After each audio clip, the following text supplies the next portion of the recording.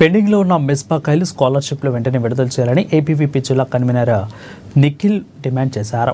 బుధవారం పట్టణంలోని ప్రెస్ క్లబ్లో మీడియా సమావేశం నిర్వహించారు. ఇక రాష్ట్ర వ్యాప్తంగా పెండింగ్ లో ఉన్న 8,300 కోట్ల స్కాలర్షిప్లు మెస్ ఫీజు రింబర్స్మెంట్ ప్రభుత్వ తక్షణమే విడుదల చేయాలని అన్నారు.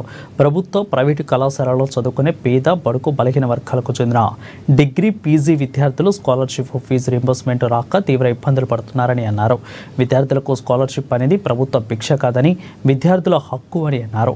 రాష్ట్రంలోని వేలాది మంది పేద మధ్యతరగతి విద్యార్థులు స్కాలర్షిప్లు లేక అనేక ఇబ్బందులు ఎదుర్కొంటున్నారని తెలిపారు.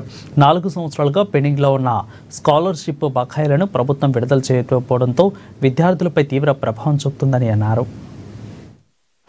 8,300 స్కాలర్షిప్ ఈరోజు పెండింగ్ లా ఉంది.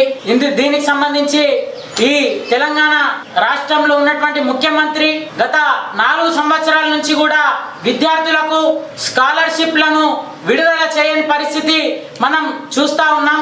ఎందుకనంటే విద్యార్థులపై, ప్రజలపై ఉన్నటువంటి దృష్టి విద్యార్థులపై లేదు. విద్యార్థులను పట్టించుకోవడమే లేదు. దాదాపు 20 నెలల సమయం కావస్తున్నా కానీ విద్యాశాఖ మంత్రిని నియమించకపోవడం సిగ్గుచేటుగా భావిస్తా ఉన్నాం.